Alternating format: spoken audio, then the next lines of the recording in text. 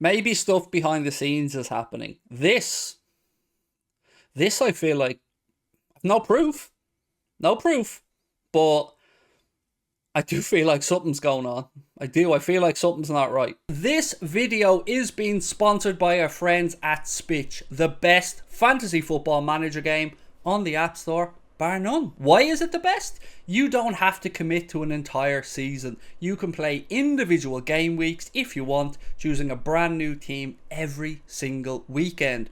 Right now, there's a new season mode where you can win up to £50,000, and there's even a free season mode with prizes of up to £2,500. Seasons mode is based on 34 game weeks, and only your best 5 are counted at the end of the season. There's tons of stats and analytics available inside the app to help you choose your team and give you the best chance of winning. If the money and the gameplay wasn't enough to tempt you, how about Jurgen Klopp being an ambassador for Spitch this season? If it's good enough for Mr. Klopp, it's good enough for me. You must be 18 years or over to play. Use our link in the description below to download Spitch and win money with your football knowledge. You know, I would disagree with one thing that Jamie Carragher said today, and it's kind of similar to what we've heard from Jurgen Klopp, that if there was a solution out there in the market for Liverpool, that we would act. I would disagree with Mr. Carragher on that one because we haven't acted, and there are options. They might not be number 1 and 2, and I understand that Jurgen Klopp and our recruitment team have specific targets, but surely we need to learn lessons. We need to learn lessons from what happened with the centre-back situation.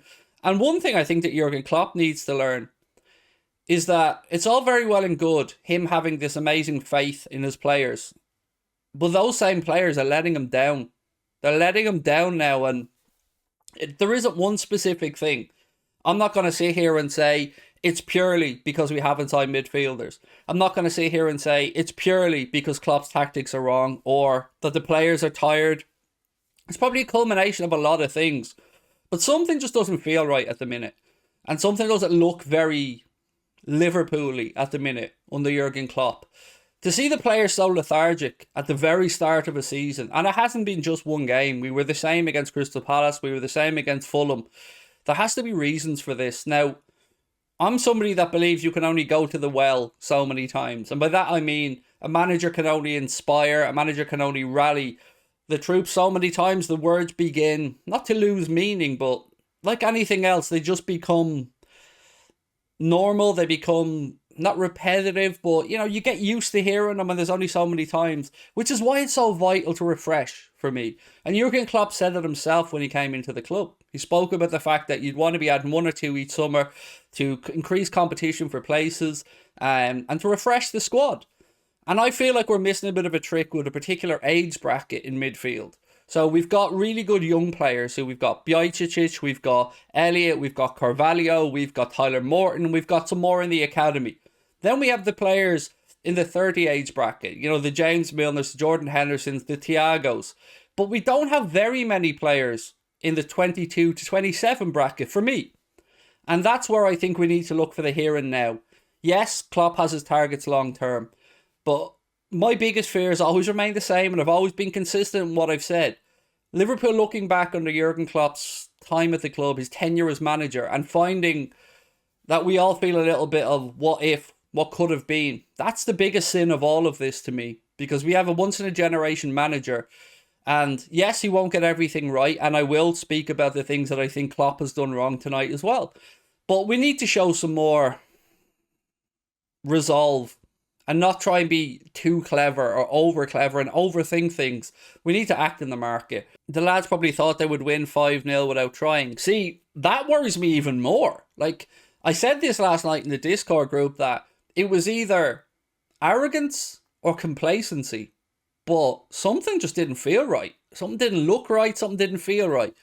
And it wasn't a singular experience. It's happened in the first 3 games. Now remember, this has been a bit of an extended summer break compared to recent years for the lads. They had their holidays, they had their recuperation, we had a pre-season. So there isn't really an excuse for fatigue. Is it a hangover from a really draining season last season? Well, if that's the case, if that's the belief, then surely that only adds to the fact that we should be looking to bring in some fresh bodies and fresh legs and try and get the energy levels up. because that was lethargic from Liverpool, and that's not us. That hasn't been us under Klopp. We've conceded first in the last 9 games in the league we've played in. That's just shit. That's like, we're having to bail ourselves out time and time again. And a defence that was once rock solid is starting to be very porous. Trent has been horrendous. Robbo has been horrendous. Van Dijk has started the season looking like a pale imitation of himself. Joe Gomez is only coming back. You know, Joe gets a pass. I don't know.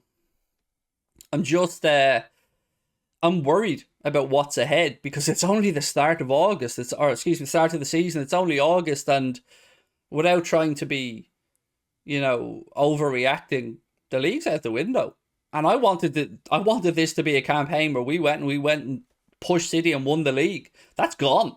And look, you can say to me, hang on, Craig, City have dropped 2 points already. Yeah, they have. But they showed spirit and fight to come back from 3-1 down against Newcastle in an arena that was absolutely bouncing, a stadium full of Geordies that were loving what they were seeing, and a really confident Newcastle. And City still showed their class and responded very quickly. We haven't been doing that this season. We haven't been doing that enough. And again, they were playing a Newcastle team full of confidence. We were playing a newly promoted Fulham and Crystal Palace. We should have beaten both of them. I am in Hung said, maybe it comes down to what somebody else said before, and Mo's pay rise has upset the team harmony. I don't believe that to be the case. Everybody has a chance to negotiate their own contract renewals. The major players of the club have all done that. Alisson, Verge, Salah, Trent, Robbo, they've all negotiated, so they feel like they're being paid fairly. Mohamed Salah is an outlier in that he's our talisman. He's the biggest star we have at the club. He has been carrying us goal scoring wise for many years.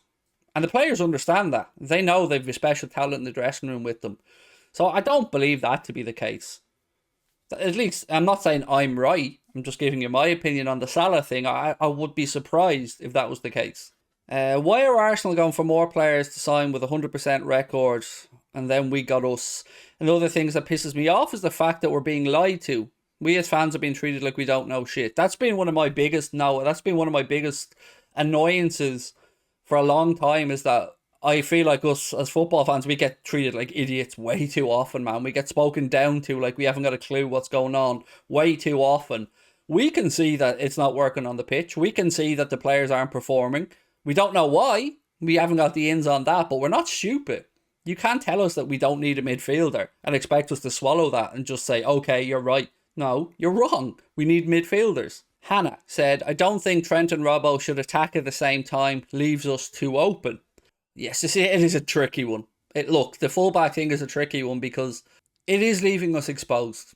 It is. And there was an image that Chris sent into our Discord group last night, into our WhatsApp group last night. And if you guys are on Twitter, check this image out for yourself. It was from Stephen Drennan, who's, a very knowledgeable guy around football. I have a lot of time for Stephen. He put up a tweet, and the image is basically showing Henderson, Milner, and all of our midfielders ahead of Diaz, who's in possession in the Manchester United half, with basically free reign to be counted if we lose possession. And yet we still look like the pitch was small. That's what baffled me about last night. Every time United got in possession and wanted to attack, there was fucking acres in behind our defence. Now, sometimes we get the high line right and, it works. But when it doesn't, we're in trouble. And we've been caught out a lot recently with that line. I just spoke earlier on about the fact that Eze and what's his name at Crystal Palace, Wilfred Zaha, were able to exploit that easily. United last night exploited it on a few occasions as well. So we need to make the pitch bigger. And Jurgen Klopp likes to do that by pressing high up the pitch and technically making the pitch smaller, but making the distance when we win the ball back to the opposition goal less. That's great if everybody's on song and everybody's pressing and everybody is working as a unit. But last night we just looked lackluster in a lot of places. And for Hendo, supposed to be in the Fabinho role, to be fucking ahead of Luis Diaz, who's already halfway inside the United half himself in this image, genuinely baffled.